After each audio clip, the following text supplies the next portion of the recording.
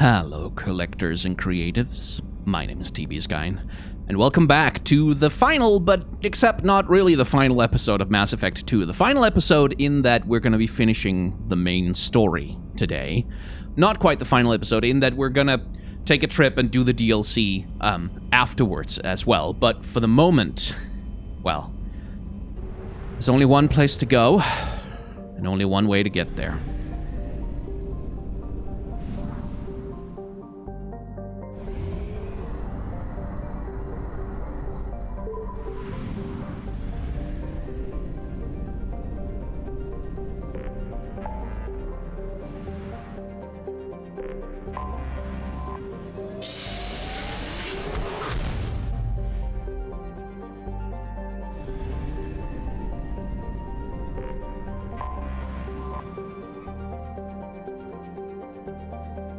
Here we go. Please confirm destination, Shepard. The Reaper IFF is online, but there is a chance that the Normandy may not survive the Omega-4 relay. Once we are en route, we are committed. The Collectors took my people. Time to go get them back. You got it, Commander. Plotting a course for the Omega-4 relay. ETA about 2 hours. I'll let you know when we arrive.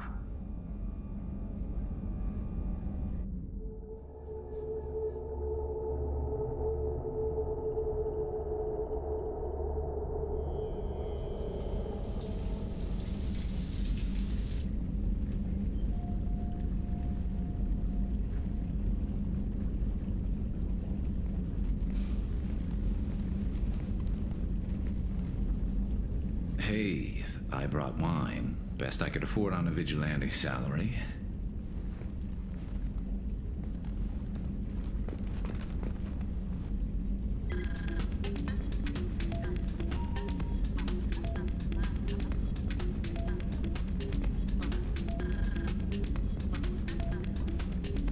If you were a Turian, I'd be complimenting your waist or your fringe, so your, hair looks good, and your waist is very supportive. Hopefully that's not offensive in human culture. Crap. I knew I should have watched the vids. Throw me a line here, Shepard. Maybe we make better friends. No. Like, you have the chance to say no right here. Calm down, Garrus. You're worrying too much. And talking too much. I've seen so many things go wrong, Shepard. My work at CSEC, what happened with Sidonis. I want something to go right. Just once. Just...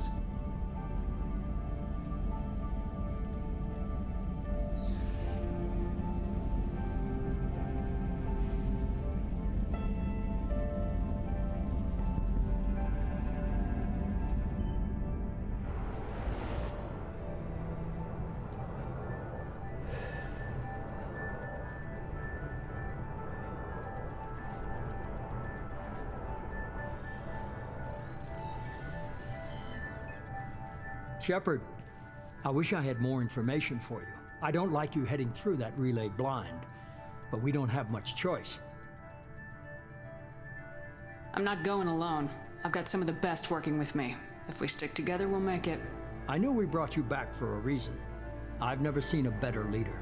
Despite the danger, it's a great opportunity. The first human to take a ship through and survive. I got room on the Normandy if you're that eager to see it. It's a tempting offer, but it's not my place. I just wanted you to know I appreciate the risk you're taking. Regardless of your opinion of Cerberus, of me, you are a valuable asset to all of humanity. Asset. Be careful, Shepard. Resource.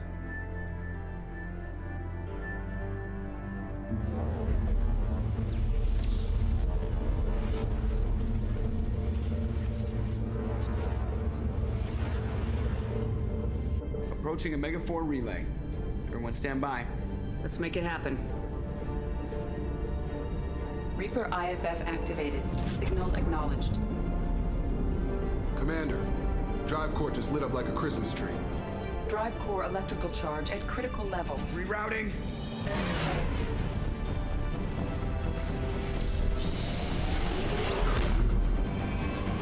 Brace for deceleration. Oh, shit!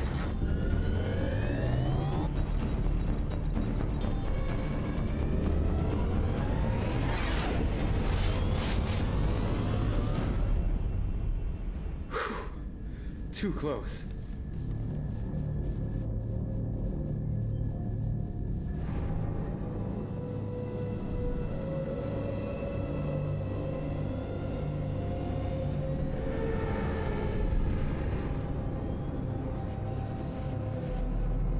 Well, these must be all the ships that tried to make it through the Omega-4 relay. Some look ancient. I have detected an energy signature near the edge of the accretion disk.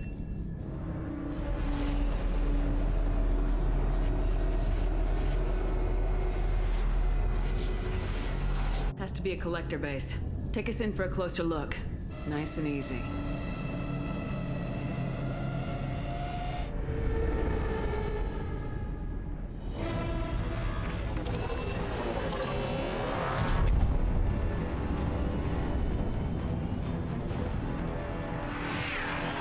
Careful, Jeff. We have company.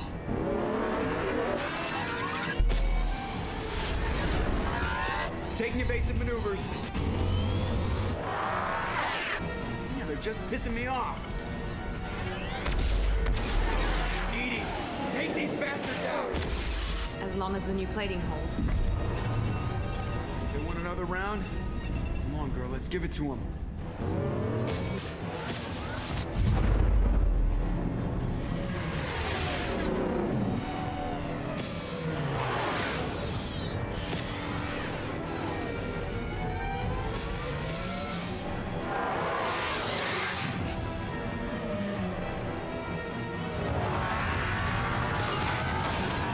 Alert.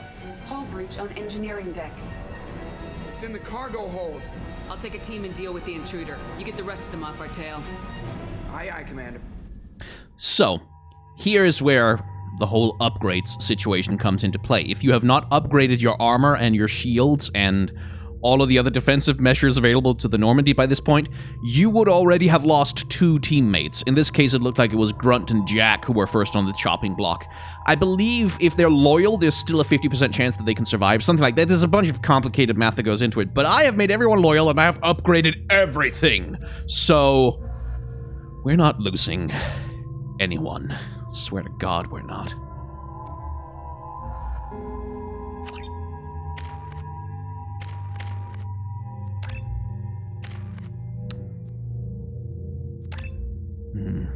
Kind of wanted to go and fully level up to level 30, but beggars can't be choosers.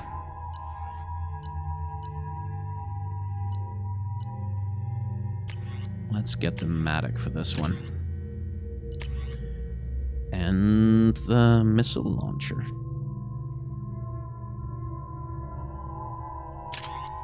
Yeah.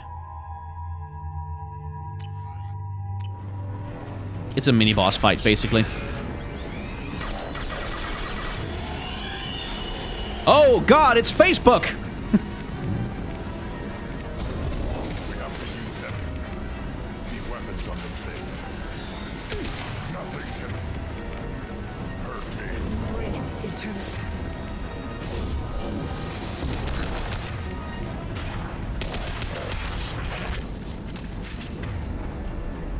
Okay, Grunt, could you please give me fire ammo?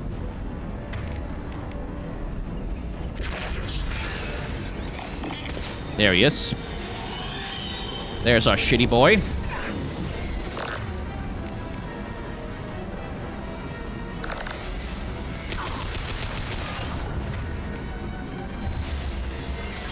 Oi, he's decided to get close. Prefer if you didn't. Fortunately, not that hard to deal with.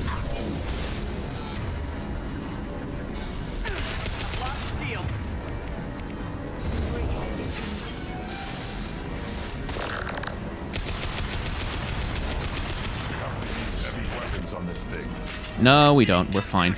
I have to try to lose them in the debris field.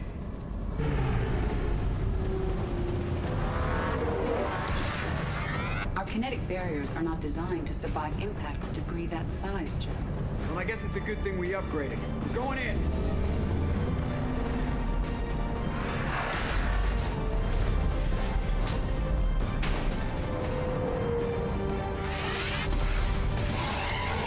Come on, find some room. Kinetic barriers at 40%. Reroute non-critical power. This is gonna hurt.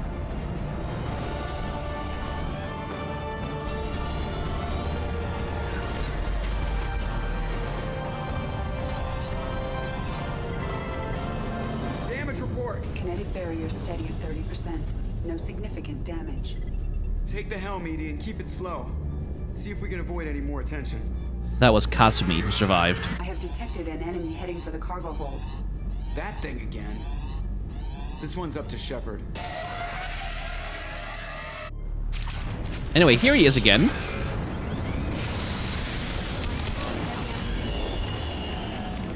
Yeah, fine.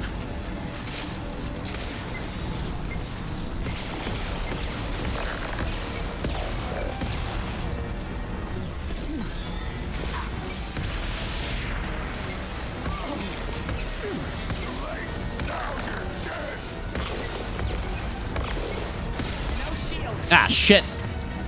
Accidentally hit one of the boxes.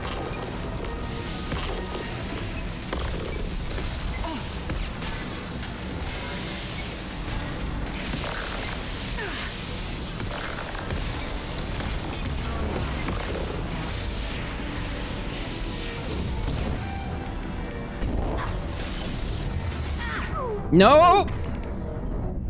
Fuck! Got stuck.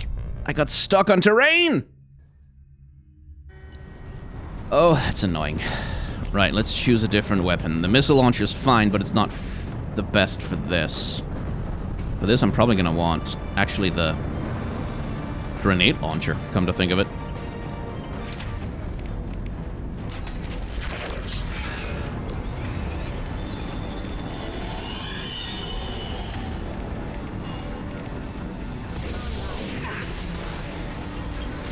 You're hitting me, Shepard!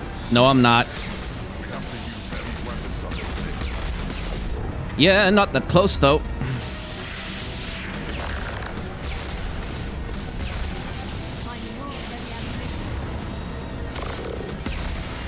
Sorry, Grunt.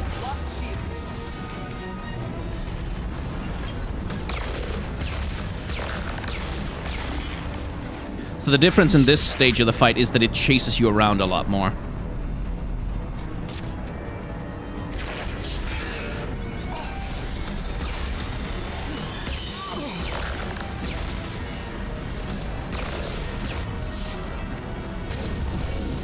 God damn it.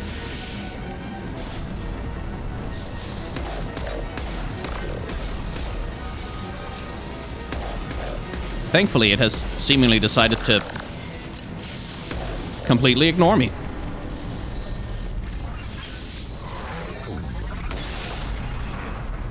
Dead for sure this time. Better get back up here, Commander. We're about to clear the debris field.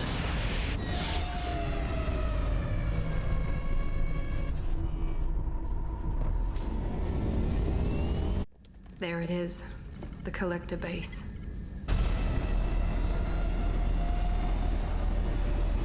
See if you can find a place to land without drawing attention. Too late. Looks like they're sending out an old friend to greet us.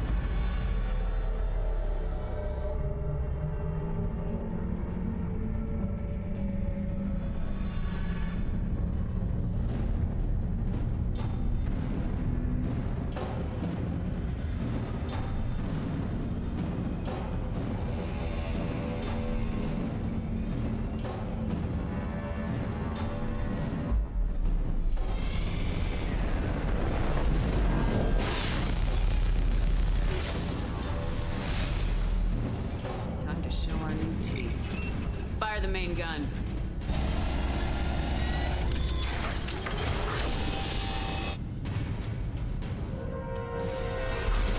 How do you like that, you sons of bitches! Get in close and finish them off. Everybody hold on, gonna be a wild ride!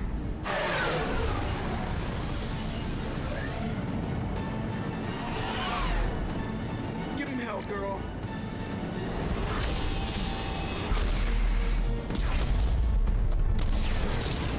Look out!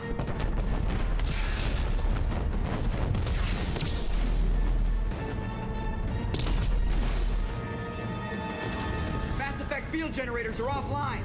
Edie, give me something! Generators unresponsive. All hands for impact.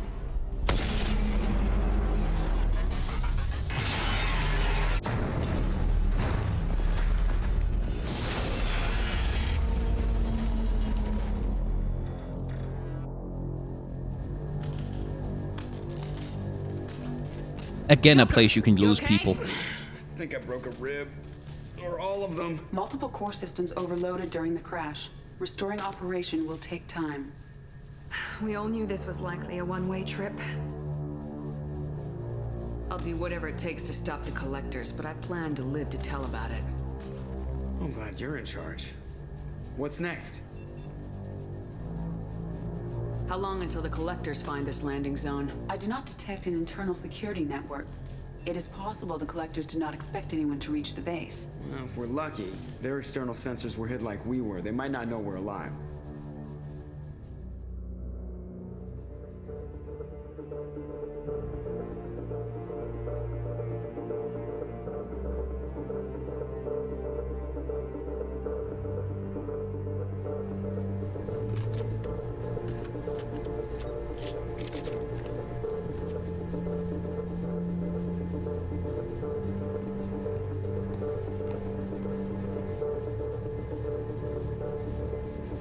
This isn't how we planned this mission, but this is where we're at. We can't worry about whether the Normandy can get us home. We came to stop the collectors, and that means coming up with a plan to take out this station. Edie, bring up your scans. You should be able to overload their critical systems if you get to the main control center here. That means going through the heart of the station, right past this massive energy signature. That's the central chamber. If our crew or any of the colonists are still alive, the collectors are probably holding them in there. Looks like there are two main routes. Might be a good idea to split up to keep the collectors off balance, then regroup in the central chamber. No good. Both routes are blocked. See these doors? The only way past is to get someone to open them from the other side. It's not a fortress. There's got to be something. Here, maybe we can send someone in through this ventilation shaft. Practically a suicide mission. I volunteer. I appreciate the thought, Jacob, but you couldn't shut down the security systems in time. We need to send a tech expert. It's your call, Commander. Who do we send into the shaft? That's a good question, which I'm gonna answer in just a second. I just need to very quickly don't worry about me. I'm just very quickly googling something. Just googling carefully how to keep everyone alive, because I remember the choices more or less. Like I know you can send Tally to be a tech specialist, for example. It's generally broadly obvious, but I'm not taking any chances with this. My crew needs to stay alive.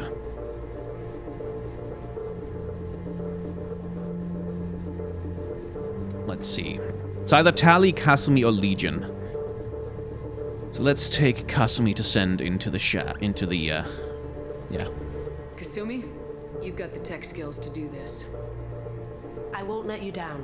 The rest of us will break into 2 teams and fight down each passage.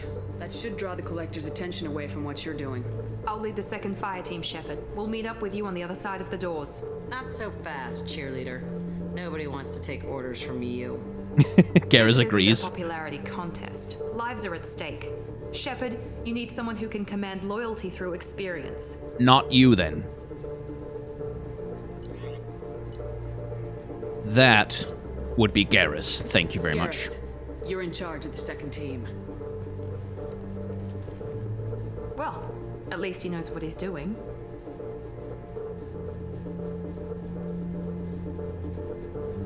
I don't know what we're gonna find in there, but I won't lie to you. It's not gonna be easy. We've lost good people. We may lose more.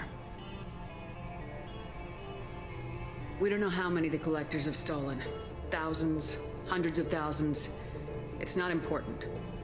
What matters is this. Not one more. That's what we can do here today. It ends with us. They want to know what we're made of? I say we show them on our terms. Let's bring our people home.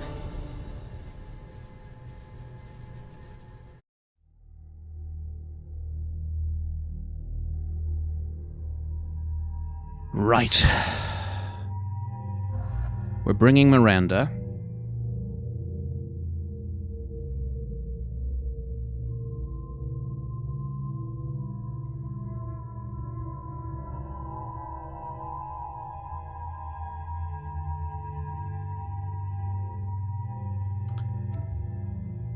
And we're bringing...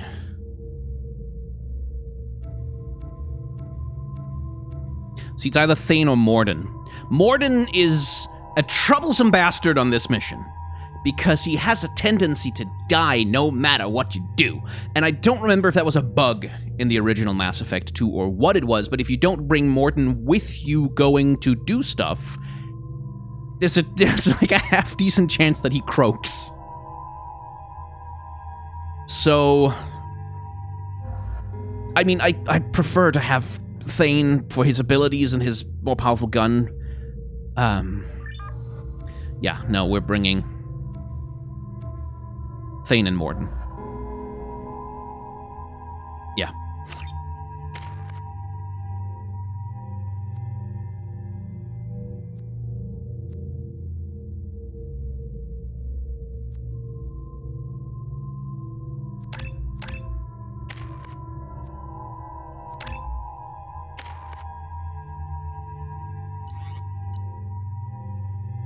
Viper, Tempest. Don't use the Phalanx, use the Carnifex. Yeah.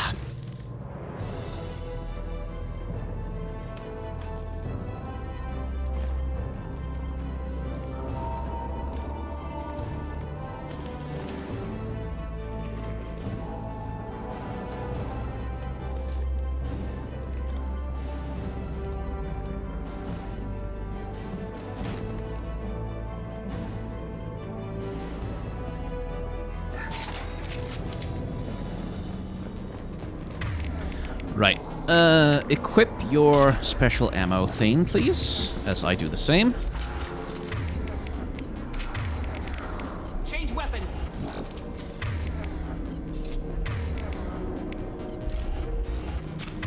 Okay, here we go. Not gonna lie. I'm feeling the tension, even though I know. It's hot in here, but it's clear. Second team, are you in position? In position. Meet you on the other side of those doors. Even though I know I've got everything I need for this to go perfectly. It's still a tough series of fights, especially on Insanity difficult. Oh, come on.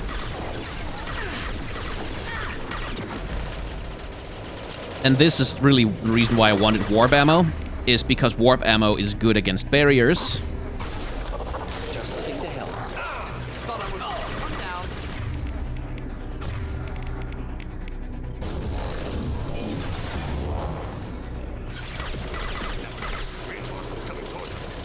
I see them, Thane. Garrus here. We're taking heavy fire, but we're moving forward. Yep, need to not be in the open there.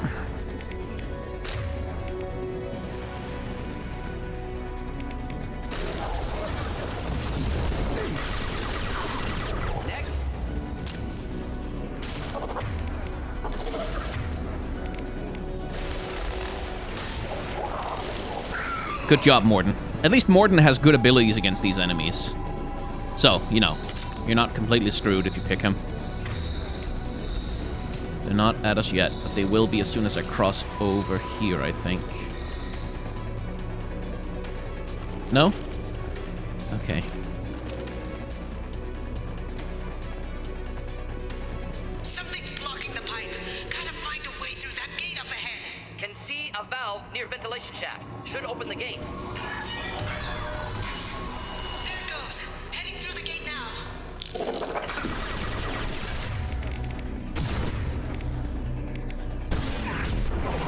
lie down for a second there, would you? Oh, piss off. But there he is. There's Harbinger. There is, but it's gonna take me a second.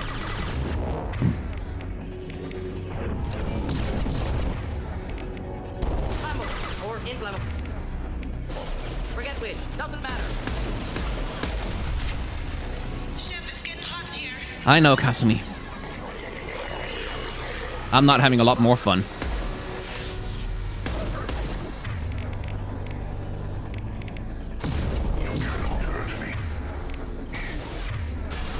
No, but I can break your goddamn body, at least. And shut you the hell up. For a second.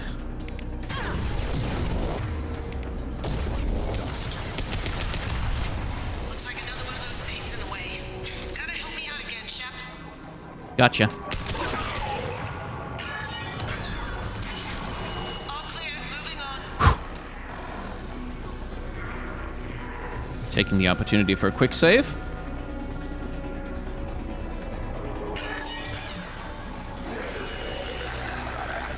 Here he comes again.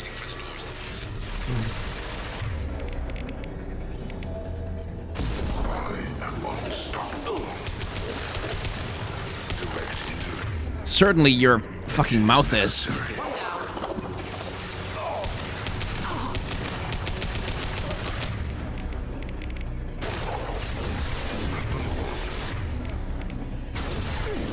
You cannot resist.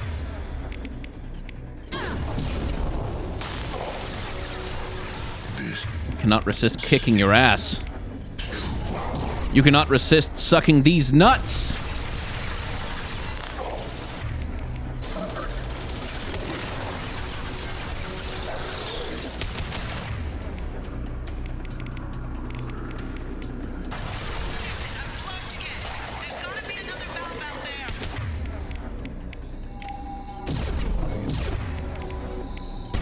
With our abilities so much more powerful, his barrier is like way easier to take out.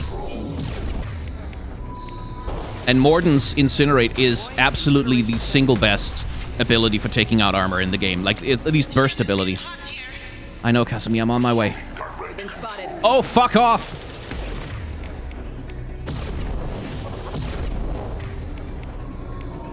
Okay, gonna try and...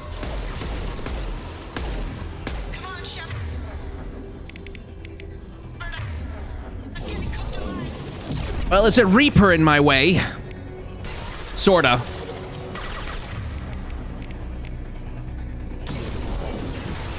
Nothing stands against us.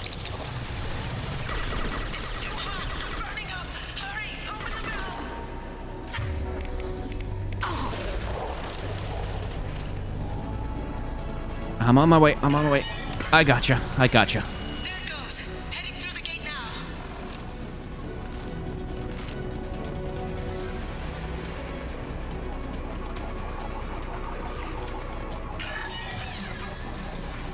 Nice work, Shep. Continuing down the tube. Hey! This is why you always look before you cross the road, kids.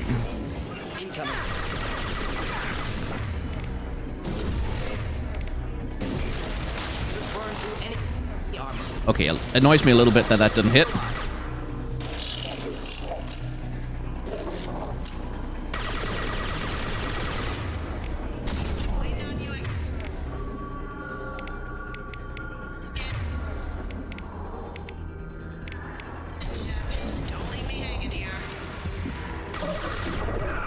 Okay, let's be careful. Within reason.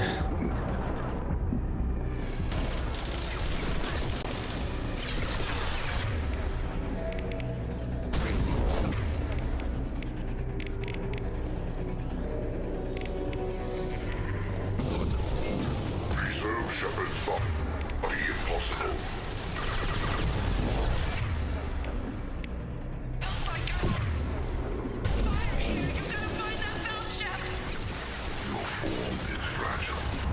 She's gonna encounter another block, but that buys us a little more time.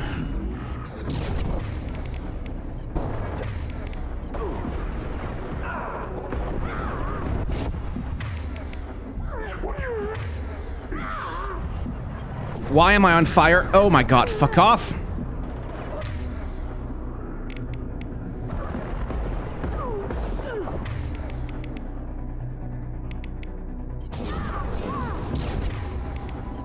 Burn it, Morden, please.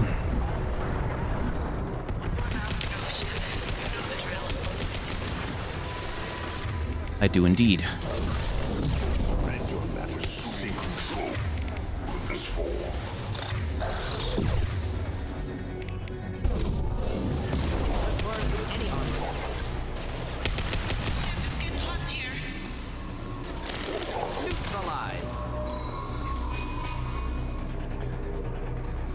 And we got you. Whew. Come on, Shepard, I'm getting cooked alive.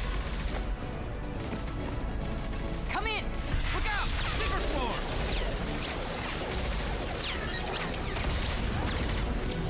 We're in position. We need this door open now. Go, we'll cover you. Something's wrong. I can't get the door open.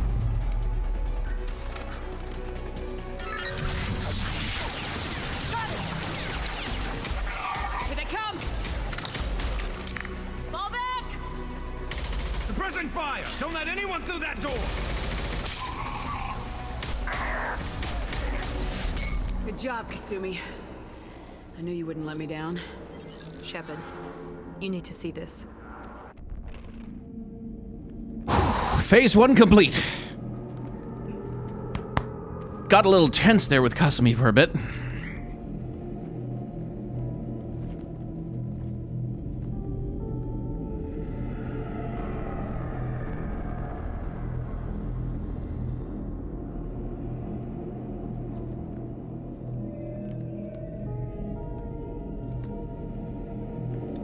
Looks like one of the missing colonists. Content warning, there's gonna be some gruesome shit coming up. Might want to be careful. There's more. Over here.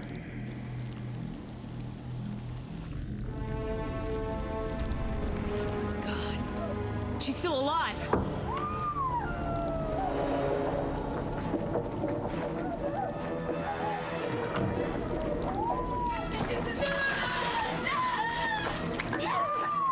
Get them out of there! Hurry!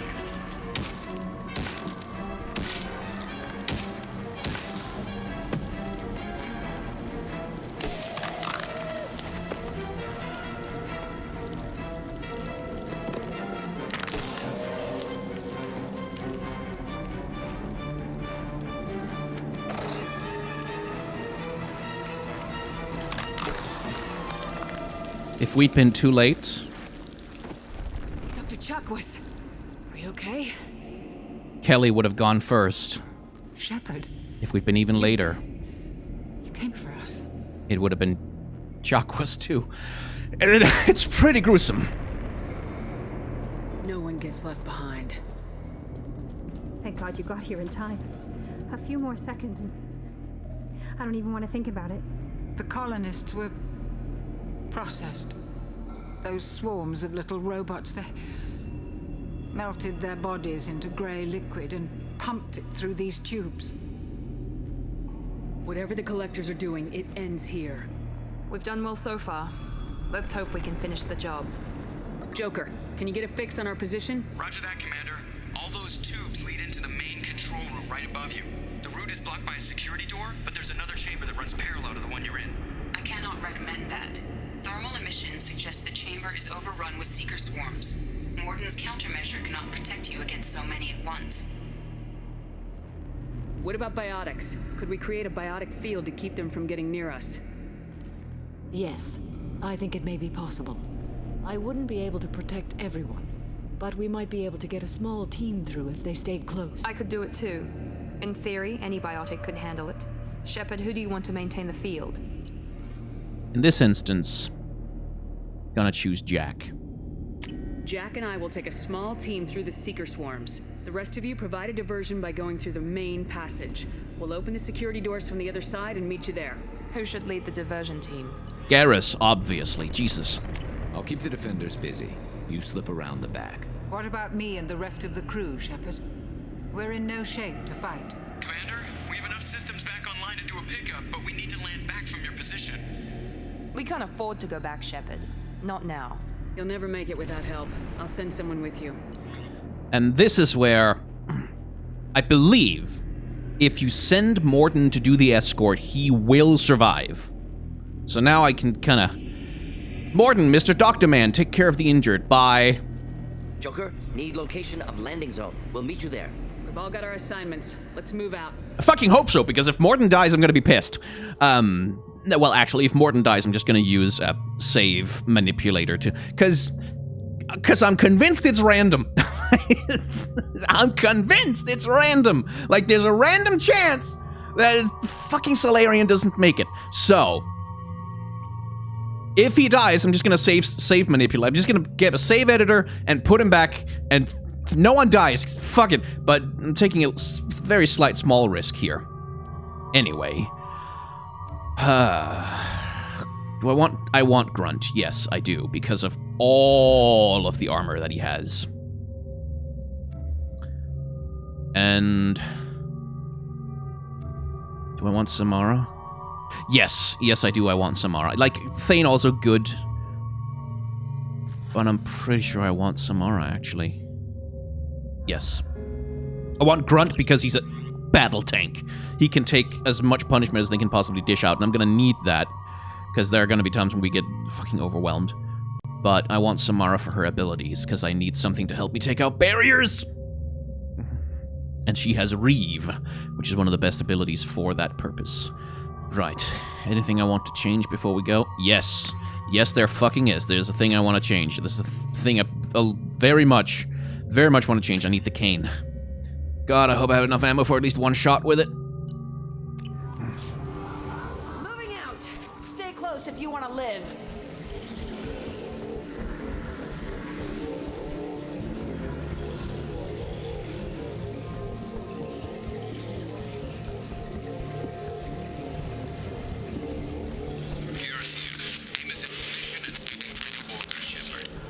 Damn.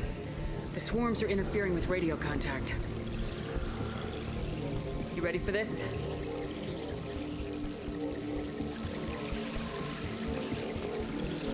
Gonna do a quick save there.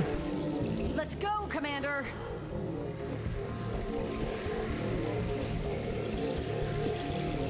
Incoming! They've seen us. Oh, would you just shut the fuck up?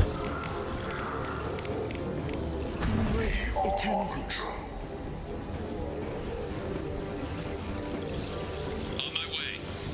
Really need to be able to take cover. And I want warp ammo rather than fire ammo.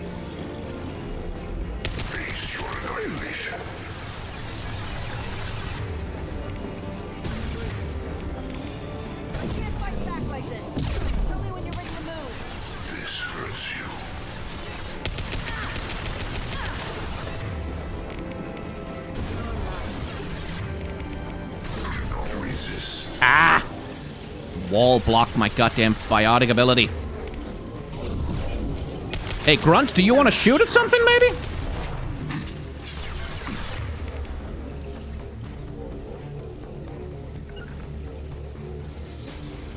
And where the hell is Samara?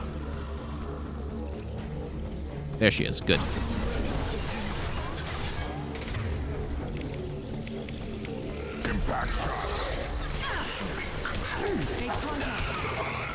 Okay, here we can afford to be a little slower, so we'll just wait for...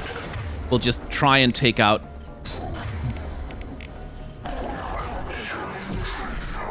Let's get rid of that one. Is that all of them? Yeah, I think so.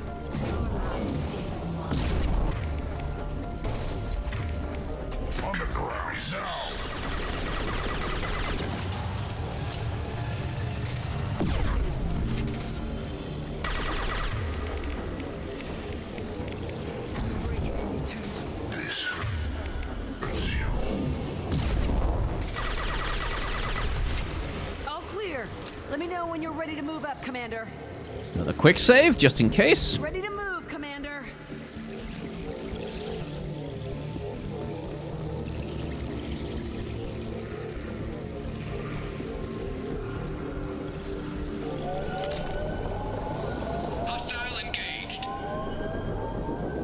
Oh no, is that a Scion? When it's platforms, it's usually because they're bringing Scions.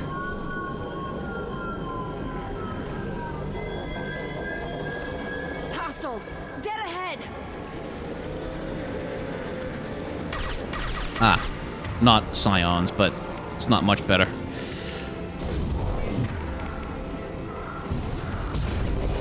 Heads up.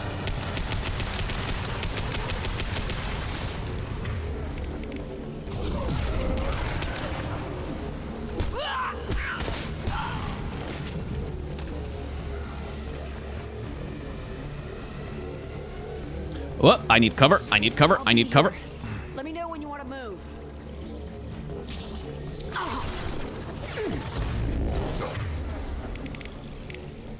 Steps against us. Ah! Stop blocking my goddamn abilities! My attacks will tear. My shields are down.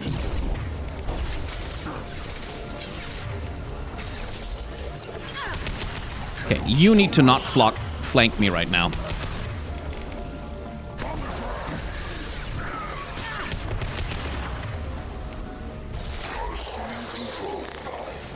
Yeah. You're assuming control. I know you feel this. Grace. Eternity. Your attack is an insult. Focus on Shepard. Yeah, right on your ass. This hurts you.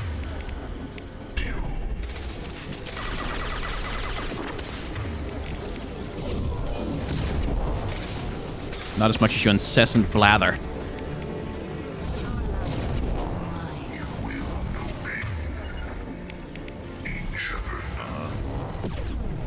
Will do.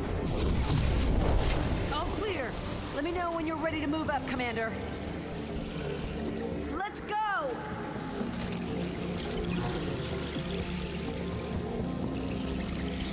You can see Jack struggling more and more as the fight goes on.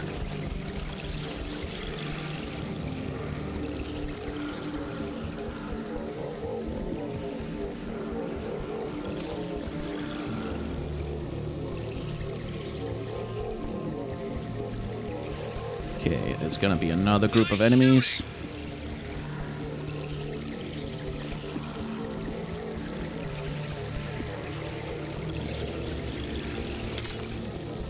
Ammo, thank you. Could be a real firefight. I'll hold this position until you're ready to move out. Son of a whore! Sorry for using that kind of language, but yeah. Okay. This is gonna be not a lot of fun.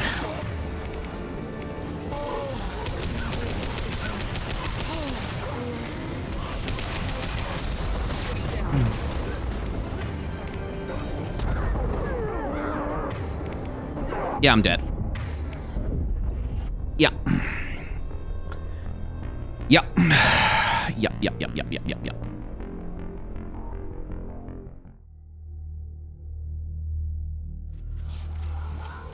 Okay, so this time I know it's gonna be husks.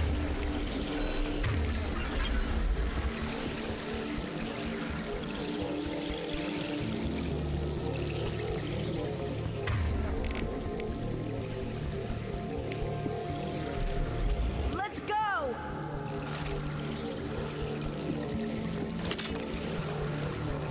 And I resentfully am gonna have to focus on the husks before I can kill the Scion. And what's really fucking difficult about this is that normally with the Scion, like, you can kind of just run away from it for a good long distance. Like, you have a lot of room to maneuver on. Not so much here. We've got this. And that's all we'll ever get.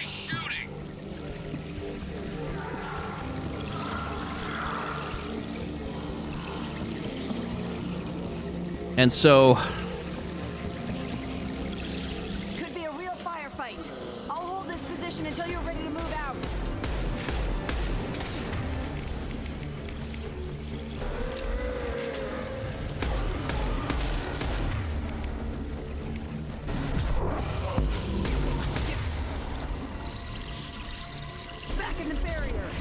trying.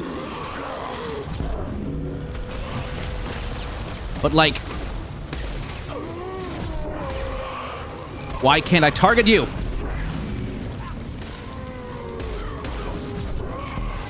Ah, fuck. Get away!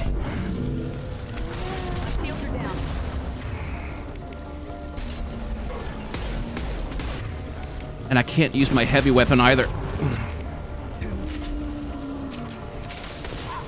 One more shot and I'm dead. Okay.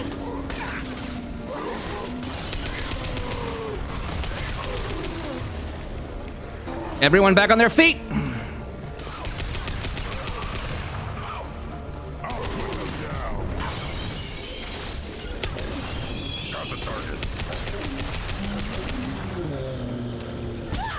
All clear. Let me know when you're ready to move up, Commander. Yeah, I'm gonna have myself a little quick save first. Any ammo lying around? Other than that bit? No. Okay. Moving out, Commander.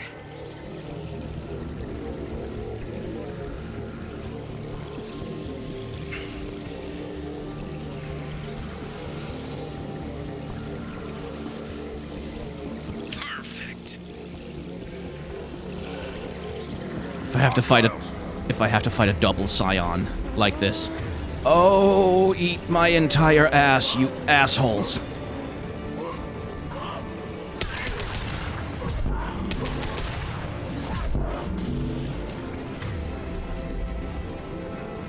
Get the fuck!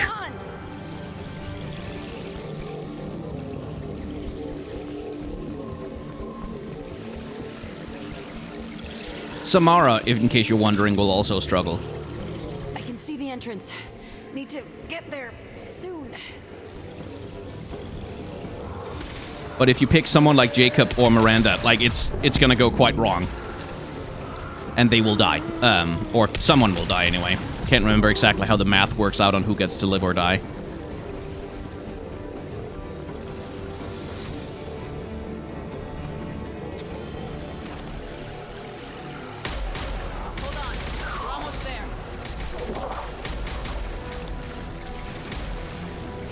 We need to move fast, Shepard. All right, let's move.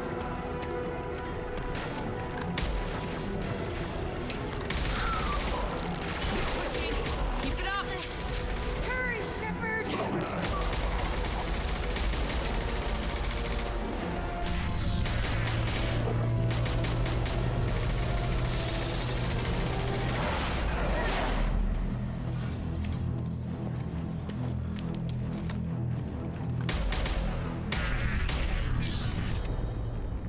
Phase 2! A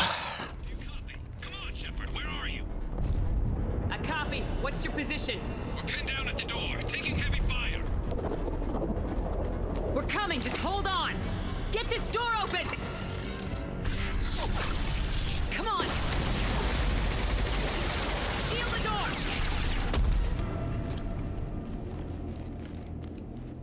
If you pick a bad leader for either of the fire teams, someone dies. It's brutal. Joker, like, if you don't know the answers... Chakwas and the rest of the crew just showed up. Morton's group just arrived, Shepard. No casualties. Good. Now let's make it count. Edie, what's our next step? There should be some nearby platforms that will take you to the main control console. From there, you can overload the system and destroy the base. Commander, you got a problem. Hostiles massing just outside the door. Won't be long till they bust through.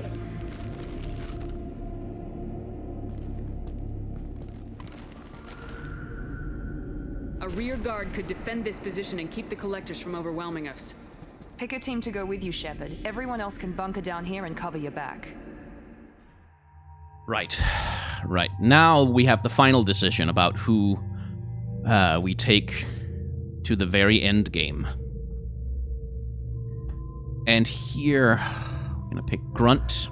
And we don't need to pick a fire team leader or anything for this section. It doesn't matter if we leave Garrus behind to command. The trouble is that his powers are completely fucking useless. Well, not completely. He has his concussive blast, but they're mostly useless for the stuff that we're going to be fighting. But on the other hand, he's the love interest, and I kind of want to have him with me, but I'm playing on insanity difficulty because I'm a madman, so... Again, Legion also, their power is completely useless in this situation, so I can't justify take. They do have the advantage of having the best shields in the entire game, which is something, but shit. Okay, make decisions. Actually, let's bring Miranda.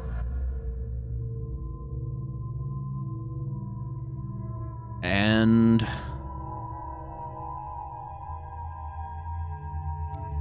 we'll bring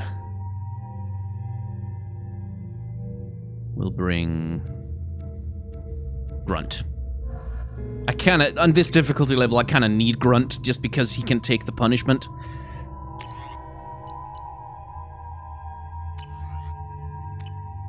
And I want Miranda for a specific reason. You'll see. I'm ready, Commander. So am I. Anything to say before we do this? The Collectors, the Reapers, they aren't a threat to us. They're a threat to everything, everyone. Those are the lives we're fighting for. That's the scale.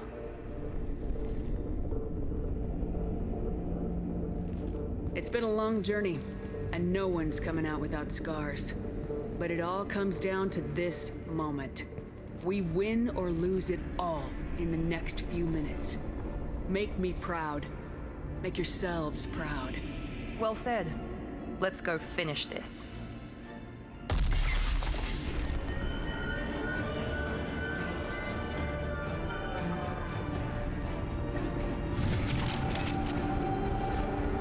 Hey, I got to level 30.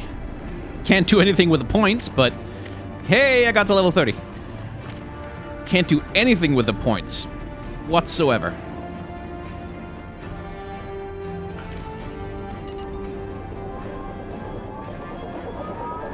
Enemies incoming. Yeah, I know. Grunt, give us that fire ammo. And I'll take the warp ammo.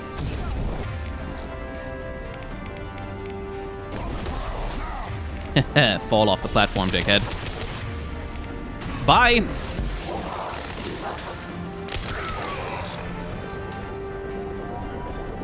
Squad Inferno ammo is very powerful here.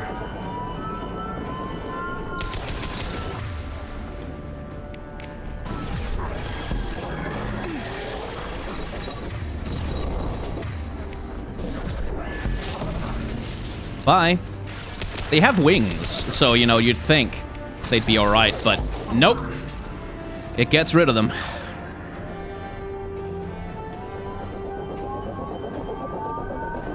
I know there's a Scion on one of these platforms at some point.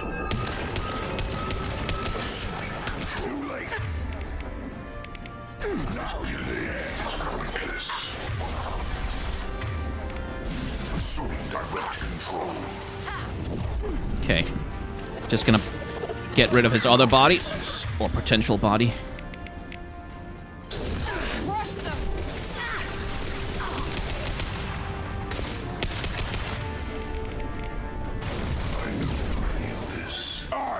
Wrong.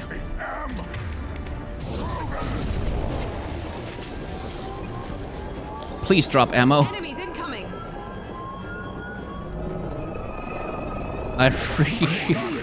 I really need ammo.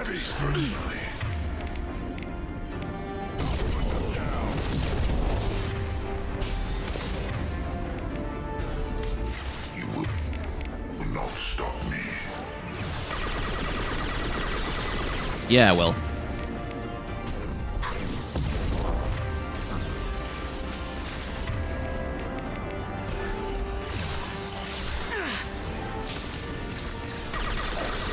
Nothing can hurt me. I will show you true power. You cannot resist. Oh, but I can. Forever, if need be. Will tear you apart.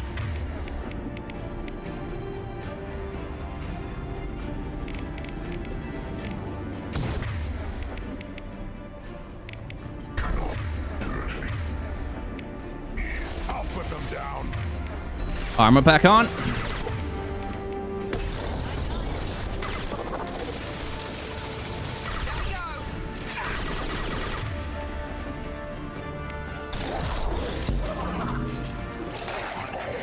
And, okay.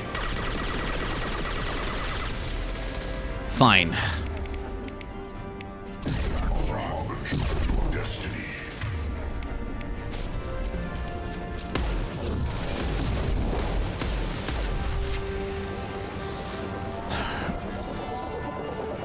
Someone better drop some fucking ammo soon.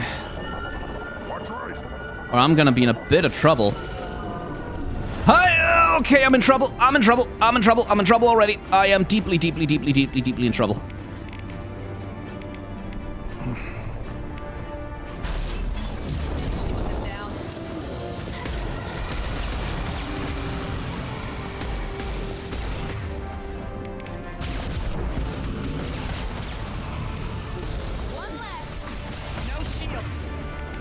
No shit.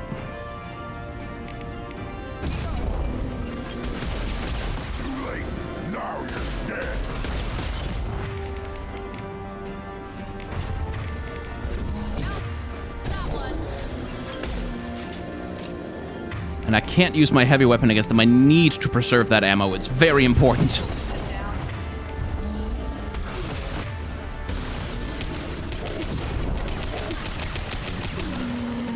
Okay, assholes.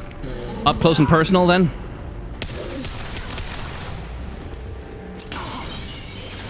Like, it's not much better, but...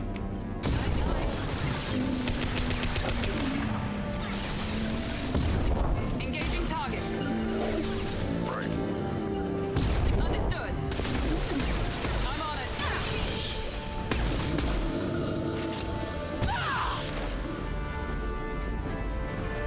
I have no ammunition for anything! Game! How have you not... Okay, I need to go scavenging. Just to see if there isn't, like, one clip lying around somewhere there. Thank God.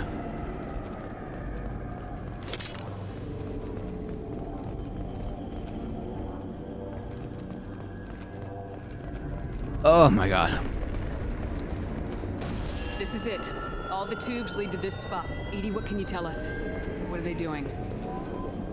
The tubes are feeding into some kind of superstructure. It is emitting both organic and non-organic energy signatures. Given these readings, it must be massive. Shepard, if my calculations are correct, the superstructure is a Reaper. Not just any Reaper.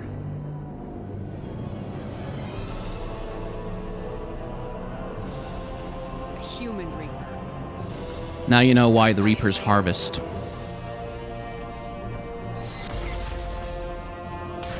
appears the collectors have processed tens of thousands of humans. Significantly more will be required to complete the Reaper. They're building it to look like a human. Why? It appears that a Reaper's shape is based upon the species used to create it. Reapers are machines. Why do they need humans at all? Incorrect. Reapers are sapient constructs, a hybrid of organic and inorganic material. The exact construction methods are unclear, but it seems probable that the Reapers absorb the essence of a species, utilizing it in their reproduction process. How many more humans do you think they'd try to take? Millions. Perhaps more. Impossible to know for certain. This Reaper appears to be in a very early stage of development. An embryo in human terms. So it's not alive yet. We can still stop it from being created? The process can be stopped, but it is unclear exactly how much it has developed. I cannot, for example, tell you if it has awareness. What do the collectors gain by turning humans into this Reaper shell? They may be facilitating the Reaper equivalent of reproduction. Or it may serve another purpose. I do not have the data to speculate further. However, it is clear that the collectors are merely pawns. The technology and ability needed to create this Reaper is not their own. It is likely that different species construct each Reaper. In this case, the collectors provide the labor. The collectors are just Protheans. Why would they help the Reapers? The Reapers subdued the Protheans long We ago. already know this. Why can you even ask? Probabilities suggest they attempted to create a Prothean Reaper and failed. Over time, they adapted the Protheans to suit their needs, changed them, turned them into workers. Tools for the Reapers. This thing is an abomination. Edie, how do we destroy it? The large tubes injecting the fluid are a weak structural link. Destroying them should cause the supports to collapse, and the Reaper to fall. Give us a minute, Edie. We gotta take care of some old friends first. Enemies incoming! Hi. Trouble ahead.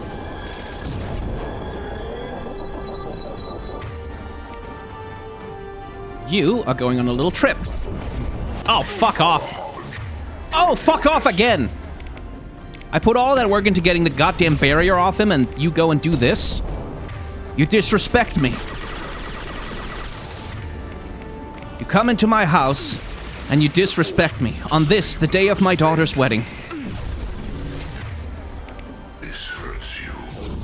Oh, take your shockwaves and piss off. Okay. Nothing can hurt me in this form. Would you stop it? I've already said no.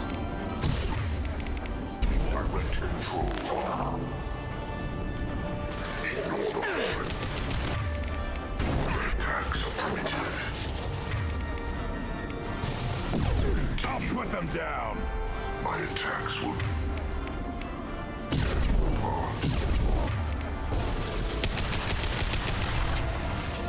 He drops ammo. Shoot the injection tubes. Damn it. If you're fast, I think you can get like 3 in a row. But it's not easy. Oh, I need cover, I need cover. Okay.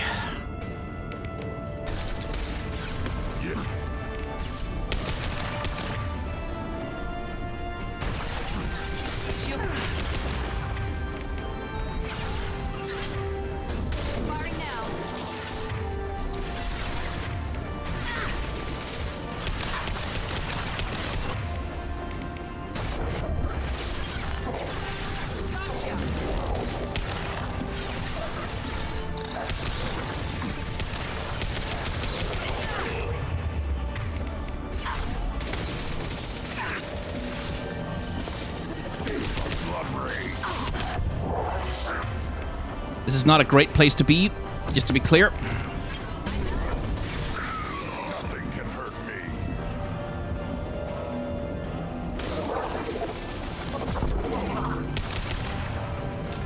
But I saw that ammo, and I wasn't about to let it go.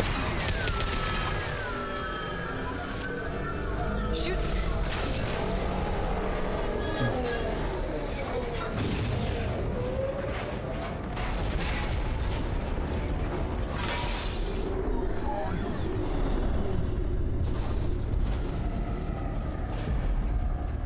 Shepard to ground team. Status report. It's safe. We are holding, but they keep coming. A quick exit is preferable. Head to the Normandy. Joker, prep the engines. I'm about to overload this place and blow it sky high. Roger that, Commander. Commander, I've got an incoming signal from the Illusive Man. Edie's patching it through. Shepard, you've done the impossible. I was part of a team. Some of them gave their lives for this mission. I know. Their sacrifice will not be forgotten. You did what you had to do, and you acquired the collector base. I'm looking at the schematics Edie uploaded. A timed radiation pulse would kill the remaining collectors, but leave the machinery and technology intact. This is our chance, Shepard. They were building a Reaper. That knowledge, that framework could save us. They liquefied people. Turned them into something horrible. We have to destroy the base. Don't be short-sighted. Our best chance against the Reapers is to turn their own resources against them. I'm not so sure. Seeing it firsthand, using anything from this base seems like a betrayal. If we ignore this opportunity, that would be a betrayal. They were working directly with the collectors. Who knows what information is buried there? This base is a gift. We can't just destroy it. You're completely ruthless. The next thing I know, you'll be wanting to grow your own Reaper. My goal is to save humanity from the Reapers, at any cost. I've never hidden that from you. Imagine how many lives could be saved if we keep this base intact and use its knowledge to thwart the Reapers. Imagine the lives that will be lost if we don't. We.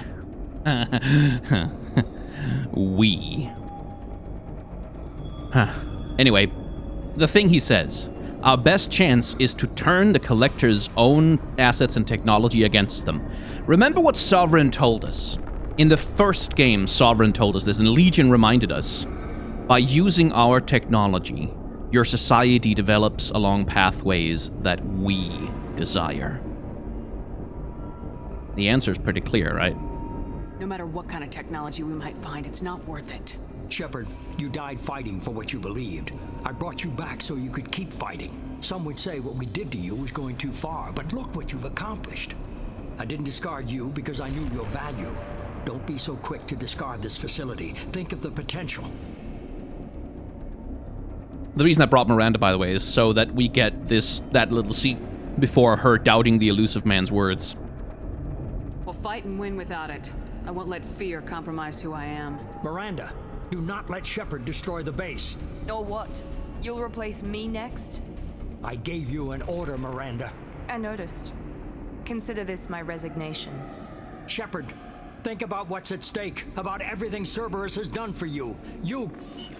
Bye. It's nice to see her turn, you know? Let's move. We got 10 minutes before the reactor overloads and blows this whole station apart.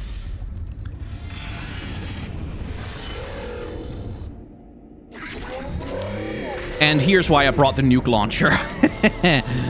Hi! Hello! Would your health bars please appear? Good.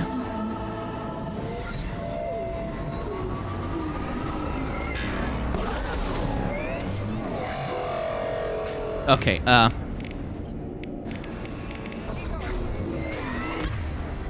yeah, can't do that right now. It's not a difficult fight as such. Well, it is. It's not easy either. But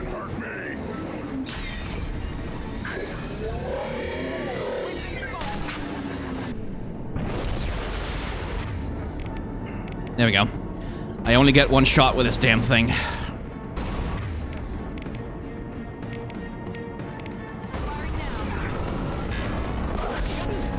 Ah! You need the full cover.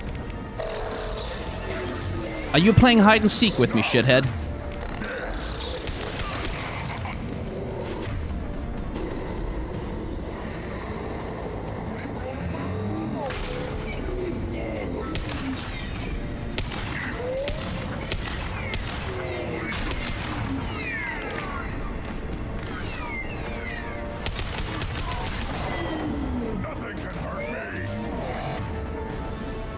A few things can hurt you, Grunt. One of them is right in front of us. But I love your confidence, buddy.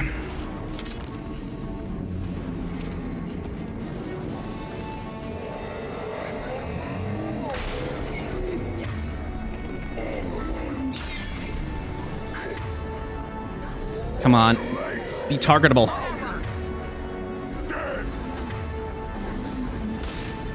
I believe his attacks also hurt the Collectors, which is to our advantage. Yeah. Okay, need to get rid of you.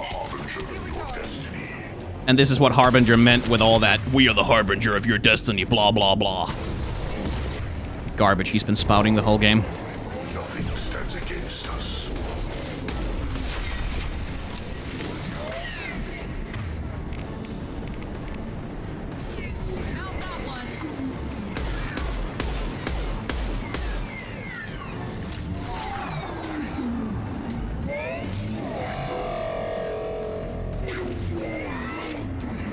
Heavy weapon ammo. Thank you. Thank the Lord.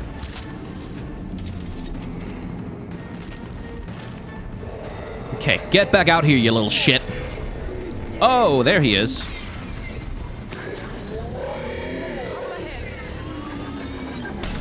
There's that boy.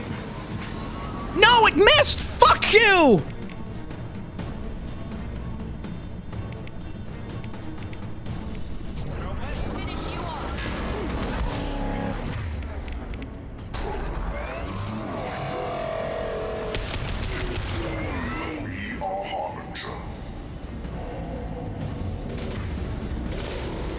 Where the fuck's Harbinger? I am proven.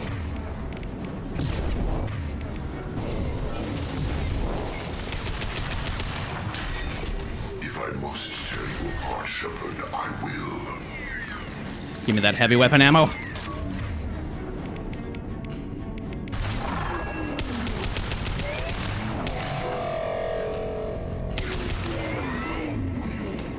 Feel the blood rage.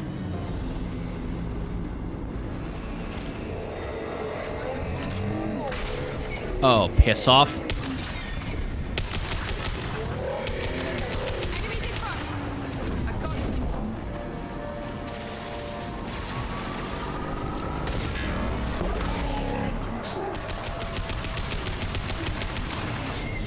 Too late. Now you're dead. This form. This hurts you. This is true power. There we go.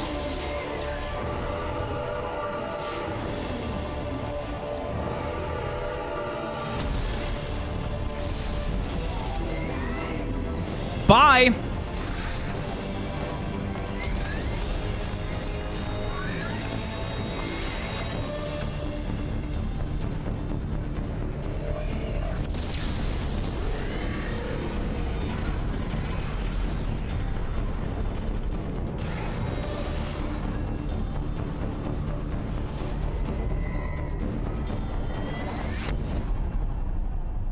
If the party members you bring along are not loyal, they won't survive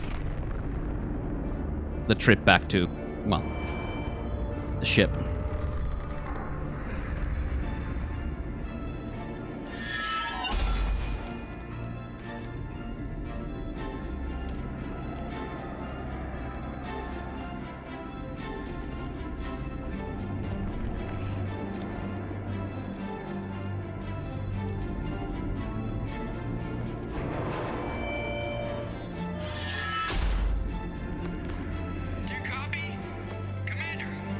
Shepard, don't leave me hanging. Do you copy? I'm here, Joker. Did the ground team make it? All survivors on board. We're just waiting for you. Human, you've changed nothing. Your species has the attention of those infinitely or greater. That which you know as Reapers are your salvation through destruction.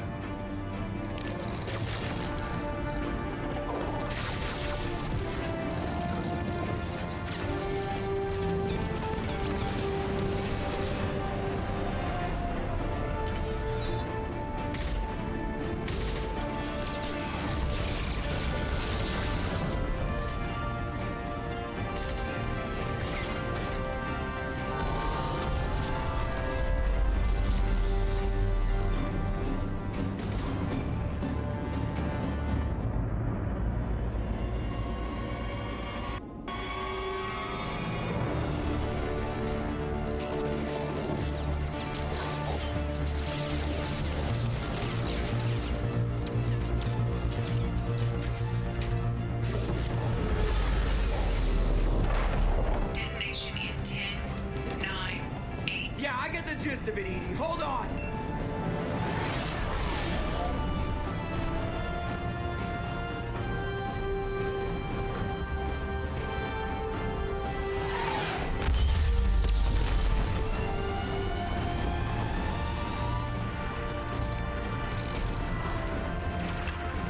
You have failed. We will find another way. Releasing control.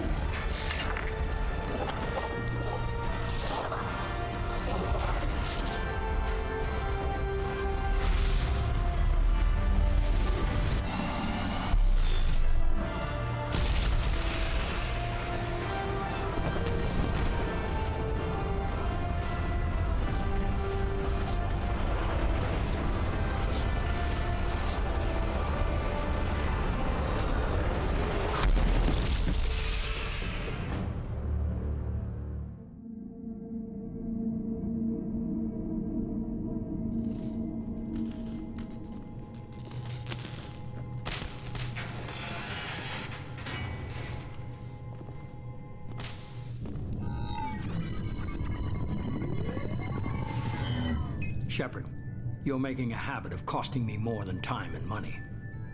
Suck these nuts! Sorry, I'm having trouble hearing you. Getting a lot of bullshit on this line. Don't try my patience. The technology from that base could have secured human dominance in the galaxy against the Reapers and beyond. Human dominance? Or just Cerberus? Strength for Cerberus is strength for every human. Cerberus is humanity. I should have known you'd choke on the hard decisions. Too idealistic from the start. I know what you are and the price of dealing with you. We do things my way from now on. Harbinger is coming and he won't be alone. I'm gonna make sure we're ready when they get here.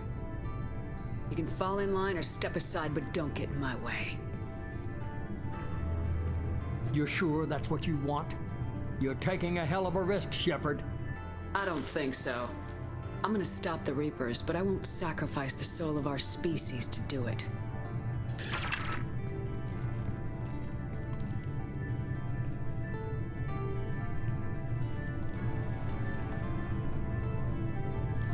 Those eyes, by the way, very interesting.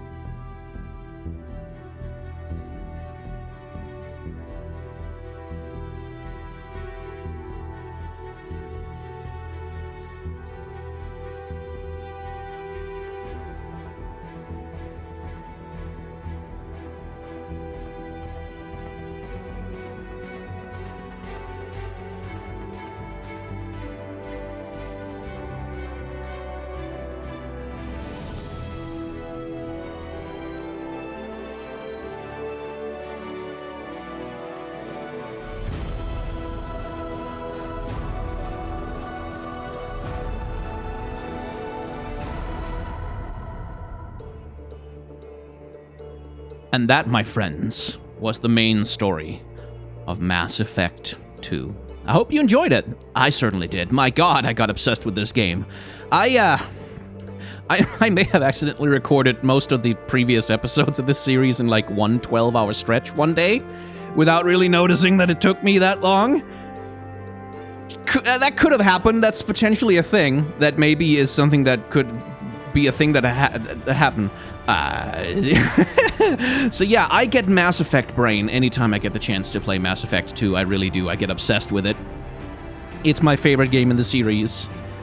It's some of my favorite characters. It's some of my favorite visual storytelling of any game ever. Not necessarily like the best of any game ever. I don't make that claim, but it's my favorite.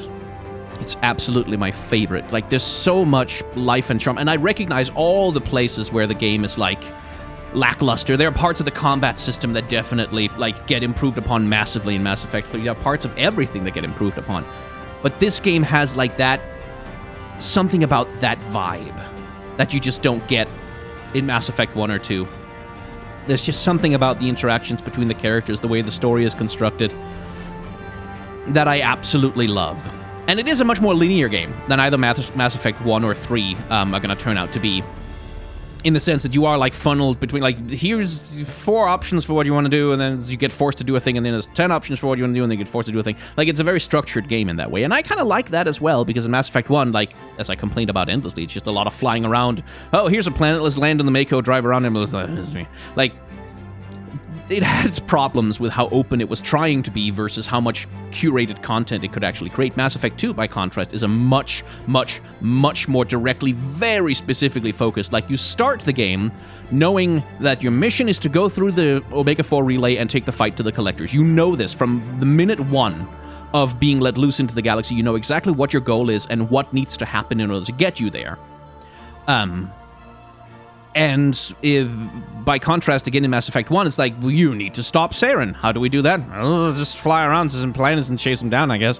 Like, it feels much more vague in its storytelling, its direction, and Mass Effect 2 improves on that massively. Like, massively. So let's talk about theme. Because where Mass Effect 1 is, like, more about establishing the general universe, Mass Effect 2 is a lot more about, okay, you've seen the universe, the galaxy at its most idealized. Now it's time to look at it like on another level, as a different kind of thing. Specifically, the darker underbelly of the galaxy. In this game, you are mingling with like criminals and outlaws and Cerberus, a terrorist organization. You're dealing in all the darkest areas of the galaxy, where in the first game it's much more idealistic in a lot of ways. Even when you're playing Renegade, it's much more idealistic in its presentation. Like, you're, Shepard in the shining, glamorous future of the faraway blah blah, the Spectre for the Citadel Council. Here it's like, no, you're like the leader of a terrorist cell that's on a mission to, like, do something nice for once. It's a much darker game, it's a much grittier game, and its themes are thereafter, because it's essentially about, it pushes you into that space of at all costs. Like, it pushes you much more. Like, if Mass Effect 1 is the Paragon game, then Mass Effect 2 is the Renegade game. It's the game where even if you play perfect Paragon the whole way through, you're still gonna take some actions that are like, as we saw with Shepard, like pressuring the police commander into letting Thane's son go with community service after shooting someone. Like, you still take actions that are like not strictly legal and certainly not ethical. It's also the game that, like, much more than Mass Effect 1, dives into the muddy ethical morass of the galaxy's history. Things like, for example, Morton's work on the genophage being, like, one of the big ones. It's a game that dives much deeper into that, the ugly politics of the Quarians.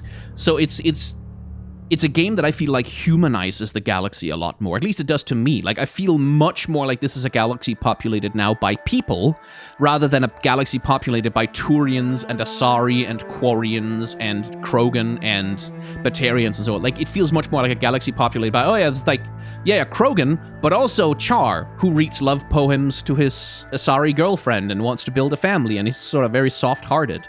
Like, you get much more of that variety, that breadth and diversity of, like, what can a Krogan be? What can a Geth be? Like, even that race gets, like, a substantial expansion in like, how they're conceptualized. What are the Quarians like as a people? Not just, the migrant fleet, which flies around the galaxy somewhere, but, no, these are people who are, like, tightly organized into really, really hyper-social family groups. That creates a lot of messy internal politics. And their relationship to, like, going back to the home world versus trying to colonize a new one, and, like, how all that shit interacts. It humanizes all the races much more. And that, to me, leading into Mass Effect 3, this was the game that made me want to save the galaxy. This was the game that made me go, well, fuck, like, these people, they'd better all fucking live. In Mass Effect 1, I confess, I didn't care that much if everyone survived the end of the game. But they do, because you literally can't get anyone but your one designated squad mate killed in Mass Effect 1. In Mass Effect 2, everyone can die. Up to, and including, Shepard. If you fuck everything up, if you don't upgrade your ship, if you don't, like, make anyone on your team loyal, if you screw up in every possible way you can screw up, and you go on the suicide mission, even if you win, even if you beat the Reaper larva, which you can do, Shepard runs to the ship and doesn't get on board the Normandy, instead shouting to Joker that he has to tell them to prepare for what's coming. And then Shepard dies. Spoiler alert there for you. Then Shepard fucking dies. Everyone can die. So the stakes, like, as you saw going into the final mission, even though I knew I had done everything correctly and everyone was definitely gonna live, I was still tense, because the storytelling and the way the game's put together, it still makes you feel like, fucking hell, I need to keep these people alive. Like, don't want any fucking dying on me now. I need you in the next game. Like, that mood gets on me still, even though I can know this game like the fucking back of my hand. I know I've done everything right, but still there's that tension. Like, there's that This better work. Like, I better not have missed something. Like, what if I've missed something? What if I missed a thing? What if I didn't get one of the upgrades? What if something like that? Like that sort of fun anxiety gets in my head. And that's just a ton of fun. Like, it's a ton of fun. So anyway, back to theme. At all costs, the game pushes you into being more renegade. Like, no matter what you try to do, this is a more renegade game. And the question that the game is examining, fundamentally, is, at all costs means what, exactly? Like, at all costs means what? Like, how far are you willing to go for that idea, at all costs? Like, how much are you willing to sacrifice for that? And that comes to a head at the end, where the Illusive Man shows up and is like, we could take this technology for ourselves. We could just take it for ourselves, and then humans could be dominant in the galaxy. Like, beyond the Reaper invasion, we could be dominant in the galaxy. Like, we could be the dominant species. We could control everything. We could control everything. Control. Remember that word for Mass Effect 3, by the way. And that's, like, again, where the entire game is pushing you so hard towards much more renegade actions, and it tries... It also works really hard, by the way. Like, I've been criticizing the Illusive Man throughout the entire game, but the first time I played Mass Effect 2, I was taken in by him, like, to a certain extent. Like, I was like, oh shit, it's Martin Sheen, and like, he's kind of charming and cool, and it's like, oh, he knows all the special information and stuff. I was taken in by him, and I think a lot of people probably were on their first playthrough. And like, oh, what a complicated character. What a, like, but surely his motivations must be he cares about humanity kind of thing. Spoiler alert, no, not so much, but yeah, that's what the Illusive Man represents, ultimately. He's this, like, reclusive billionaire, which, again, in 2021, it hits different, right? That the sort of shadow villain of the game, kind of, is this reclusive, hyper-egotistical billionaire who, like, runs his own shadow organization and, like, essentially makes his own laws and like, makes very unilateral decisions about how to run the world, as it were. And this, like, at all costs and for the benefit of humanity. Like, everything I do is for the good of humanity. It's for the good of mankind, right? Which is a rhetoric that you'll hear if you ever listen to Elon Musk or Jeff Bezos talk about, like, the ways that they conceptualize their space exploration plans, for example. It's for the good of humanity. Like, oh, yeah, well, I mean, we want to escape to Mars for the good of humanity. We need a planet that we can go to if the Earth gets all fucked up. Like, that rhetoric is always there with these people. But they're always autocrats. They're always these, like, we saw it with the Illusive Man. It's like he doesn't let Cerberus get any bigger than, like, 12 projects at a time because he wants personal oversight. He wants to control it. All of it, himself, personally. He wants control. Like, again, and that's the thing that we talked about in the previous episode, is that a lot of this is also about, like, the power struggle that exists between humans as this nascent, rising species in leadership in the galaxy after Mass Effect 1, like, whether or not you save the Council or not, like, humanity gains a lot of dominance in the galaxy. They gain a lot of power, which they have thirsted for. We thirsted for power all throughout Mass Effect 1. Humanity was like, oh, we want recognition. We want a council seat. We want to control our own destiny. Control, again.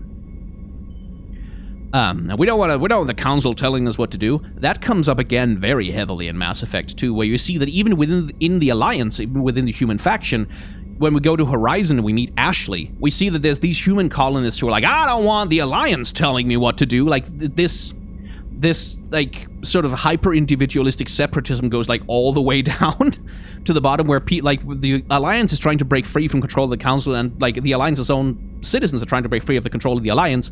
And this is part of what Samara says about the species, is that we're the most individualistic species she has ever met. Morden points this out many times also over the course of the game. Humans have unusual genetic diversity, unlike other races in the galaxy, other species, which have a lower genetic diversity, where you can kind of, okay, if you look at any given Asari, Morden says, anyway, he can predict, like, what's their intelligence level, how much is their biotic potential, how much is their physical strength. Like, he feels like he can sort of, all the other species are predictable, whereas humans have a wide variety of genetic dispositions and a wide variety of personalities and capabilities, like the most variable species in the galaxy, which is one of the reasons why the Collectors want us for experimenting and testing on. And that's the thing, it's this thing of like this conceptualization of humanity as this hyper-individualistic species that has a lot of trouble integrating with a galactic community, that has a lot of trouble making a galactic community, and being part of something that's bigger than itself. Humanity has a lot of trouble being part of something that's bigger than itself. Cerberus is all about that. Like, that's what Cerberus is about. Like, we are part of this huge galaxy, lots of species that aren't us, lots of perspectives that aren't ours, lots of people with thoughts, ideas, purposes, and interests and rights that aren't ours and that don't serve any of our purposes. That's hard to integrate with. That's like, Cerberus has a lot of trouble reconciling that and allowing for the idea that humanity needs to surrender some control over itself when it benefits the galactic community as a whole. Like, there is definitely this element running throughout Mass Effect of individualism versus collectivism, which also runs through the Paragon and Renegade choice systems, where Renegade is always the most individualistic choice, i.e. screw you, got mine. Like, I'll do whatever the fuck I need to do in order to get the thing I want. That's the idea of Renegade. We've talked about how that doesn't necessarily play out 100% cleanly across the entire series, and Paragon is the choices that you make that like prioritize other people, like that prioritize, hey, maybe we should like seek out a solution that's beneficial to everyone, a solution that doesn't screw someone over in order just to get me what I want. Like, that's what Paragon is all the time. Is this more, to a certain extent, like, still not exactly like not communist or anything, but more collectivist mindset of for the good of everyone, not just for the good of me. And that comes back to what we get here, like the ending of this game. Destroy the Collector base for the good of everyone in the galaxy. Like, having the Collectors and the Collector base out of the way, probably a good thing, given that the Reapers are coming and you want to deny them those troops. Or keep the Collector base for ourselves. Just for us. We'll take it. Grab that technology, grab that power. Except we, in this case, and this is the thing about, like, Cerberus is also, when the Illusive Man says Cerberus is humanity, that's like the final reveal of who he is as a person, what his mindset is. It's this self-justifying tautology of, like, everything I do is for the good of humanity, and because Cerberus is humanity, everything that's good for Cerberus, therefore, must be good for humanity. Which is like, is Cerberus humanity, though? Is it? Is it really? Because Shepard seems to be humanity, and Shepard doesn't seem to like Cerberus very much. The Alliance is humanity, and they don't like Cerberus very much. The Quarians are not humanity, but there's... When we say humanity, like, the word humanity to us means... like, because we only know one sentient social species that is like us, when we say humanity, we mean all living people, and also probably all dead people, frankly, when you have a historical perspective on it. When you say humanity, like, for the good of humanity, you mean for the good of everyone. For the good of all of us. Like, no matter what part of the globe you're from, no matter what your race, your color, your creed, your politics, for the good of humanity is for the good of absolutely everyone, no exceptions. When the Illusive Man says it, there's a big exception in there, built in, for the good of humanity, but not anyone else. For the good of this one little section of living creatures, and everyone else is like, yeah, not our problem, not our responsibility. We don't have to care what happens to them. For the good of humanity, for him, like, where if you and I say for the good of humanity, we might mean for the collective good of everyone, for the collective good of every member of the community. When he says it, it means for the good of a small group inside the community, like a small percentage. Let's say 8%, 5, maybe 2 or 1%. For the good of the 1%. Like, that's what he means. It's that mindset, which again ties back into the I always have to bring it back to capitalism, don't I? If that gets tedious for you, believe me, I understand. It's tedious for me as well, but it's just, I have a materialist lens on the world, and I am a leftist, so it's kind of unavoidable. And you're free to disagree, by the way, but that is also the capitalist mindset, is to accumulate resources to the few, on the assumption that if the few get all the resources, that's good. Like, it trickles down to all the other people when the small percentage has most of the stuff, then it trickles down, and then everyone gets some stuff, right? Like, so it's good for everyone, right? Right? Yeah. What's good for the tiny little percentage of people is good for everyone, totally. Because in the Illusive Man's mind, humanity being in charge, and for him, humanity is Cerberus, is good for everyone. It's the natural state of being. It's how things are supposed to be. Humanity is supposed to be the dominant species in the galaxy. They deserve to be the dominant species in the galaxy. They have the right to it. Hey, remember Jacob's dad? Remember Ronald Taylor? Remember that whole mission about him where, like, he crash landed on this planet and then he started hoarding all the resources just to himself and kept telling himself that it's good for everyone, actually, if all the resources go to me, because I can be in charge and I'm a good leader and I treat people well, and they just have to worship me and give me everything that they have. And then I'm a good leader for them, make them comfortable lives. It's all good. Remember that whole mission? Remember what that mission was about? Hey, remember Tali's loyalty mission? Remember how Rail Sora was like, nah, we gotta conquer the homeworld and, like, put coins back on the homeworld, and, like, if we have to do some unethical experiments in order to make that happen, torture some Geth and unleash them on our ships and get everyone killed, well, you know, it's fuck the security protocols. Who cares? They don't apply to us. We're doing it for the good of Quarianity, for the good of all Quarians, for the good of the fleet, you see. What's good for us is good for the fleet.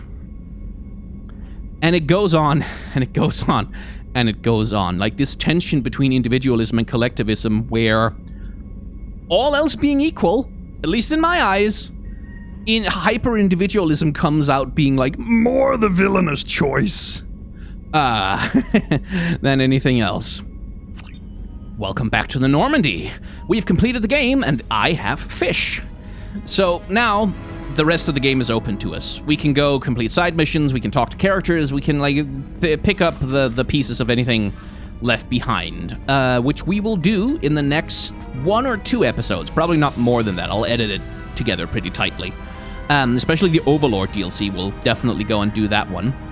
And then we'll have all of that carry on over into Mass Effect 3. So, in Mass Effect 1, I kind of ended the series, sort of, well, not really the series, but I certainly had a big rant in the last episode about the importance of taking something away from games like Mass Effect, or from all the media you consume, frankly. And I want to sort of re-encourage you, not as much of a rant this time, I want to re-encourage you to incorporate that kind of thinking into your lives. Not that you have to have the same read on Mass Effect 1 or 2 or any game or any piece of media as I do. Like, disagree with me completely. You are allowed to think that all of my takes are stupid and wrong. That is entirely allowed, because I have no claim to objective reality or truth. But having followed me through this journey through Mass Effect 2, I hope that you have developed a take of your own. Like, not that you have to tell me, or not that it has to be, like, super well formulated and, like, laid out in an essay form or whatever, but that you've developed a sense of what the game is trying to talk about, what the game is trying to discuss, the kinds of ideas that it's trying to bring up, that it's trying to put on the table for you, that it's some of the themes that it's trying to explore. And again, you're completely free to have completely different ideas of what those themes are than I, but just allow the game and allow this art to touch you in that way. Like, to stir something in you, whatever it may be. Like, let it affect you. Don't just let it wash over you, which I, like, well, actually, that's fine. I kind of regret a little bit that I kind of disparaged just letting art wash over you a little bit in the previous rant, because, like, it's fine to just let art wash over you and just kind of be along for the ride, and it doesn't have to be like an intellectual exercise. That's fine. It doesn't have to be that, but just it should be possible for it to be that. Like, that's the thing that gets me, is when I see people who lock themselves away, who sort of refuse the idea of it being possible, of art and meaning being possible. It's like, oh, it's just entertainment, it's just escapist fantasy. It's like you shoot, bang, bang, gun, fun, haha. Explosions happen, there's monsters, whee! Like, where that is the only available possible perspective that you can have on art. That's the thing I want to encourage people away from. But, like, if you just want to sit down and, like, watch a dumb, fun movie, and you don't want to think about it too hard, that's also fine. Like, if you just want to play a video game and have fun, that's also fine. You don't have to have an intellectual exercise for the whole damn thing every goddamn time. Absolutely not, because that will make art kind of tedious and unpleasant ultimately. You absolutely don't have to do that, but just, like, be willing to think in those terms. Be able to do it, you know? Because I promise you that, like, a game like this, the reason why I am this, like, Mass Effect 1, the series on this channel, was 10 episodes. Mass Effect 2 is more than 10 episodes at this little, tiny bit more, and this both because there's more content in this game, frankly, in my opinion. Not that I couldn't have played Mass Effect 1 for as long as I played Mass Effect 2, but I didn't want to. There's more content in Mass Effect 2, more interesting content, certainly. But it's also because, like, this game, much more than its predecessors, just, it gets to me, you know? I care a lot more about the characters. The characters speak a lot more to me. I'm much more invested in their relationships. I care more about the moment to moment. I find the art design so much more gorgeous. Like, just every environment in this game is so much prettier than it is in Mass Effect 1. So much more well-designed. The lighting, the aesthetic, like, the way everything's put together. Everywhere in Mass Effect 2 is always just a little bit in shadow. Like, notice that as you go around the galaxy, like, almost everywhere you go, there's always shadows. Like, nowhere is ever quite as brightly and fully lit as the Presidium in Mass Effect 1, for example. Except the Presidium, where you can kind of go also, but you know what I mean. Which, again, is about, like, the game is much more about exploring the galaxy's shadows. Like, the dark places that you kind of didn't get to see in Mass Effect 1. And I deeply appreciate it. Like, I appreciate how focused it is on building relationships with its core characters. Like, because remember in Mass Effect 1, Garrus and Rex, rather, and, like, optional party members, they were there and they had a little bit of story, but they didn't exactly get a ton of screen time. Here in Mass Effect 2, on the other hand, like, everyone gets their loyalty mission, everyone gets conversations, everyone gets to, like, to weigh in on things that are happening when you bring them with you. They feel much more... Like, you feel much more like a group of friends hanging out in the galaxy, or a group of companions at the very least. Whereas in Mass Effect 1, it could be a little bit incidental, exactly who's where and when and how.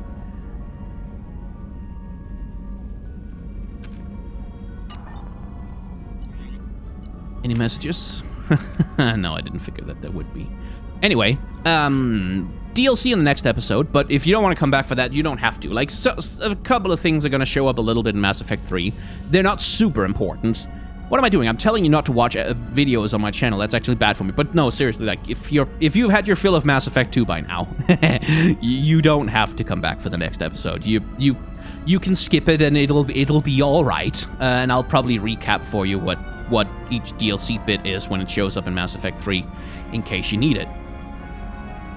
I could talk so much more about Mass Effect 2, and I kind of want to, but I won't, because I need to save some for Mass Effect 3. But Mass Effect 2 is my favorite game in the series.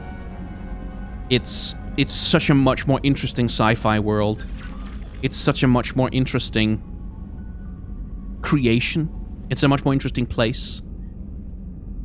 It's a much more complete place. It feels much more like this is where Mass Effect figures out what kind of game it needs to be. Where in Mass Effect 1 it was like, let's do Dragon Age in space.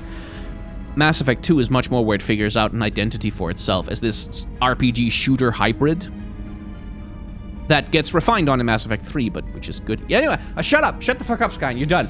The video's over. It's done. It's over. And now the music's going to stop because I'm going to alt-tab out of the game to show the Patreon crawl bit. And actually, I'm going to bring the music back up again because music is nice. If you've enjoyed trekking through the main story of Mass Effect 2 with me, then, you know, maybe you want to watch the DLC or something, or maybe you want to watch Mass Effect 3 once I start that up. It's going to be a while. then you can hit the like, comment, and subscribe buttons down below. And those buttons will hopefully let you know when a video comes out. Also, bell icon. If you yeah, normally this is where it say that memberships are available on this channel. And memberships give you early access to whatever videos I've recorded that haven't gone live for everyone yet. Because usually I record like a bunch of these all at once, and then I upload them, and then I like set them live slowly over time. But if you're a member of the channel, you can get to see all of them all at once. Probably. It's complicated with you, but you get to see a lot more videos much earlier, much sooner, much faster, is the thing I'm trying to get at. So if you want that, you can be a member on the channel. I always have a Patreon, a merchandise store, and a tip jar. You can use those if you want to, and it's very helpful to me. It helps me pay my rent. It helps me pay the editor who helps me with some of the videos on the channel.